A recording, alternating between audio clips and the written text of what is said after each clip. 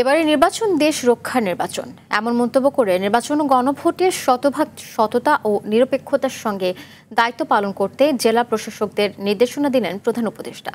সকালে প্রধান উপদেষ্টার কার্যালয়ে নতুন নিয়োগ 50 জেলা প্রশাসক সহ 64 জেলার প্রশাসকদের উদ্দেশ্যে একথা বলেন প্রধান উপদেষ্টা অধ্যাপক মোহাম্মদ ইউনূস। প্রধান উপদেষ্টা আরও বলেন, এবারের নির্বাচন গতানুগতিক নয়, এবার গণভোট যুক্ত হয়েছে। 15 বছর মানুষ ভোট দিতে পারেনি, তাই গ্রহণযোগ্য নির্বাচন করা সবার দায়িত্ব, ব্যর্থ হওয়ার সুযোগ নেই। মন্ত্রিপরিষদ সচিব শেখ আব্দুর রশিদের সঞ্চালনায় বৈঠকে আরও উপস্থিত ছিলেন স্বরাষ্ট্র উপদেষ্টা জাহাঙ্গীর আলম চৌধুরী, আইন উপদেষ্টা আসিফ নজরুল সহ উপদেষ্টা পরিষদের সদস্যরা।